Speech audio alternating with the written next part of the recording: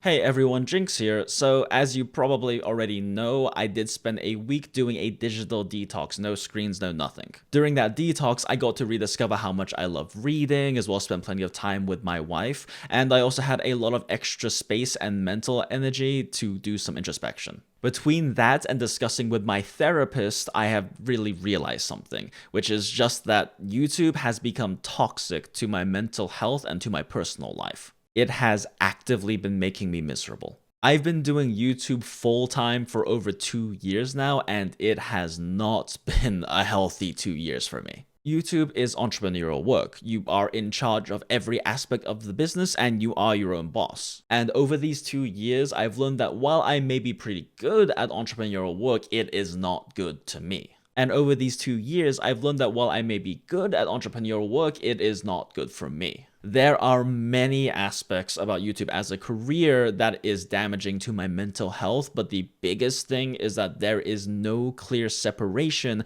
between my home life and my work life. Working from home with no set hours means that YouTube bleeds into every part of my life. I never feel like I've done enough work. Whether I'm working 20 or 60 hours in a week, I always feel like I could have gone a new video out that was unrelated to the ones I had gone out. I feel like I could have gone the last video out sooner. I'm just always thinking about work. And because of this, even when I'm away from the computer, I am always thinking about work. I'll be reciting scripts in the shower. When I'm cooking, I'll be thinking about testing results. And I really just struggle to be present with my wife when we spend quality time together. And the urge to go back to work is always there because the computer is just right upstairs. Even when I set work hours for myself, it really hasn't helped much. I still always have that constant thought in the back of my head that I could be working more right now. Or I feel like I didn't get enough work done even when I worked like a full straight 8 hours on it, and I'll be beating myself up about it. It's honestly gotten so bad at this point that I don't feel any kind of accomplishment when I finish a new video and make it live. Instead, I'm beating myself up over the fact that it probably could have come out a little bit faster if I had worked a little bit more on it or if I had been a little bit more efficient. One of the biggest things I miss about restaurant work is the fact that I could go to work, do a great job, come home, and be home. There is a clear separation between home life and work life. I miss the simplicity of having that separation. When I am home, I am home. I'm no longer thinking about work, and I don't even have the option of doing more work like I do with YouTube as a career. YouTube as a career doesn't have that same kind of separation, and I've honestly just come to terms with the fact that I'm not mentally healthy enough to force that kind of compartmentalization in my mind.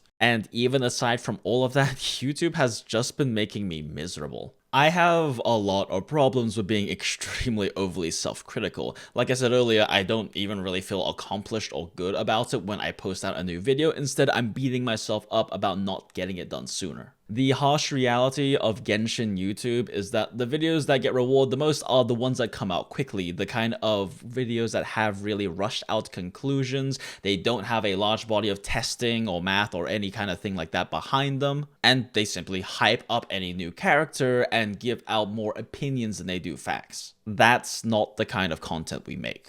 Our videos have a lot of personal testing time put into them, time spent doing the math to calculate power level factors, as well as time put into testing out team compositions and everything, as well as time put into discussing with other theory crafters who are in the trenches doing a lot of the different testing work and comparing notes with them. We do this because we want to make sure that whatever recommendations we give on the character's power level, on whether to pull for them, on their team compositions, on what artifacts to run them are good recommendations, not guesswork. But the reality is that videos that cut out all of that and then talk about opinions and guesswork like they are facts are just the videos that do better. This has been really demoralizing for me. Spending several times of the amount of effort to put out videos that perform significantly worse than these kinds of quickly put out videos has been making me actively miserable and barely paying my bills. Now, we could do the same thing, rush out day one videos that don't have the due diligence of heavy testing and calculations behind them. I tried working on videos like that, in fact, but it just made me feel even worse because it made me feel like a hypocrite. Whenever I worked on videos like that, it felt like I was giving up my integrity. I just felt incredibly uncomfortable working on videos like that, and I just don't know if it's a thing I'll ever feel comfortable doing. At the end of the day, this puts me in a damned if you do and damned if you don't sort of scenario. If I'm doing a regular kind of videos, I'm also feeling miserable, and if I'm making these kinds of rushed out quicker videos, I feel miserable.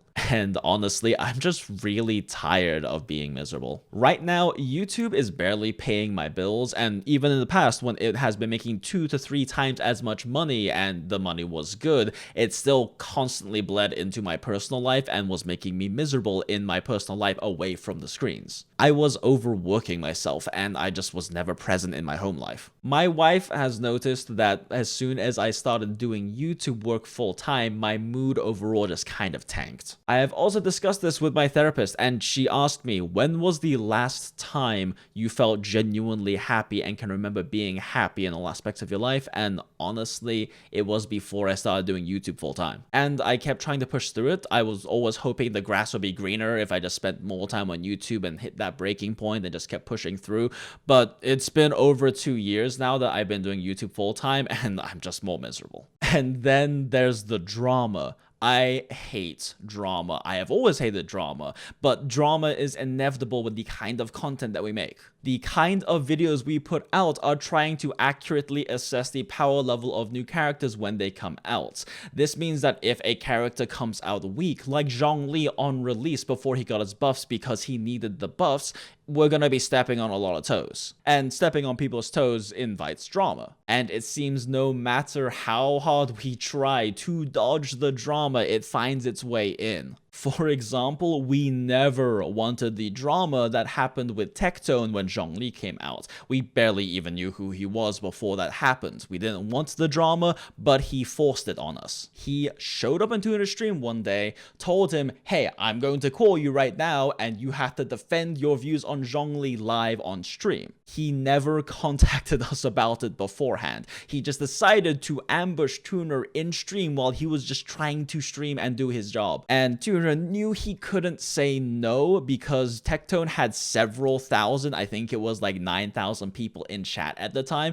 and any number of those people could go to his chat and start trolling it and ruin the experience for all of his viewers if he did not say yes, which is a real thing that has happened to other streamers. We thought that after that discussion was done, the drama was over, that was it, but somehow it managed to creep its way back in again a few months later. When we uploaded the VOD of that discussion to our YouTube channel, we also put out a comment that explained the situation that happened and gave context to the entire discussion. Well, Tectone apparently took that comment as us shit-talking him. In his eyes, our attempts to provide context and tell people exactly what the situation was and that he ambushed us was us throwing shade at him. And so he decided to shit-talk us for over an hour to thousands of viewers on a stream he had. Y'all want to razz on me for that shit, called me a crybaby, yet after he posted that video, he put out like public comments about talking how I was a fucking bully to him. Like even on that video, and was even throwing shade. While also using admittedly effective revisionist history manipulation tactics like saying things like he dismantled our argument in 2 minutes using in-game data and logic. Even when other content creators came on my channel, like when Jinx and Tuner came on my channel, bro, I fucking dismantled him in seconds, and he had to spend 40 minutes trying to justify his cause. Right? Y'all were there for that. I dismantled him in fucking seconds.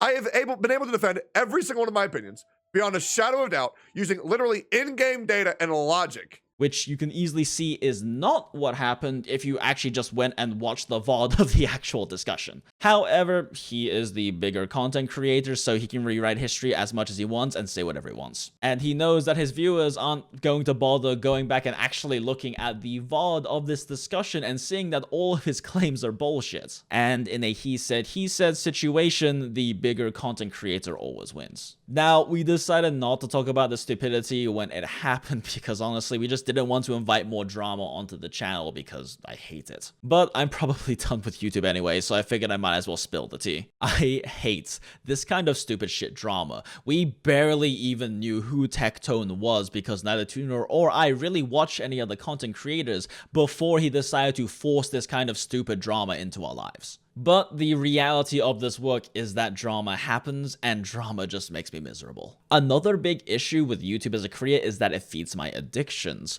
As I mentioned in the previous video I put out, do have issues with addiction with things like video games and digital media in general. I have always struggled with using screen time, whether it's video games or social media or binging TV shows, as just a really bad coping mechanism in my life. And taking that full week away from screens has really changed a lot in my life and given me a lot of clarity. My mood has improved. I don't feel as flat as I did for the past 2 years, and I'm actually able to laugh and enjoy myself when I'm away from screens, which just hasn't been a thing for a really long time. And honestly, I just don't want to go back to feeling the way I did before the detox. So I'm done. So I'm going to be going back to restaurant work full time. I do it well, it pays my bills and then some, and it doesn't make me constantly beat myself up and criticize myself. Now, the question at hand really is, will I continue doing any kind of YouTube work while I'm working full time at restaurants? And the answer is I honestly don't know. That's something I honestly just can't be sure about until I go back to work full time and see if I have the time and energy and desire to continue doing YouTube content. It might be difficult to work in content creation into my new schedule, especially because I'm not going to be binging any time on screens anymore.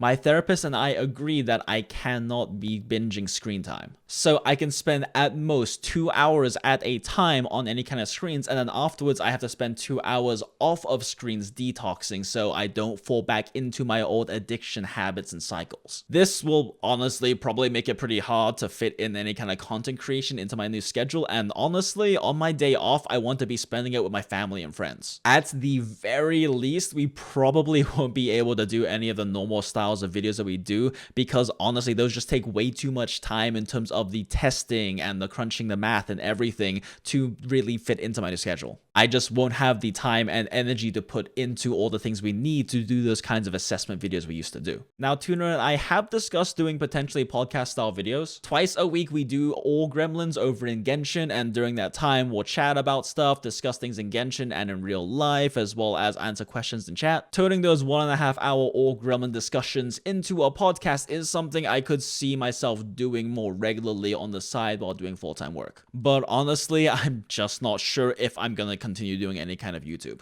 That's simply something I cannot determine until I go back to work and see if it's still something I can and want to do. But if I do later decide that I'm just going to not do any more kind of YouTube videos of any kind, I'll be sure to make a video explaining that to y'all so I don't leave y'all hanging and waiting. And for those wondering about Tuner, he is still going to be streaming live almost every single day over on his Twitch, and he is also 100% behind me on all this. He has said that he would rather see me happy than see me miserable. To close this all out, I just want to spend some time thanking every single one of you who has been with us. Whether you were here with us and watching our old Monster Hunter World content when we started out, or if you've only been joining us for the Genshin content, regardless, I want to thank every single one of you. One of the things that has kept me going this long is knowing that there are so many of you out there who support us and so many of you who our content actively helps. We have such an amazing community, and I cannot thank you all enough. It's been a crazy and frankly amazing journey. Thank you all so much. And hopefully not for the last time, happy waifu hunting whalers.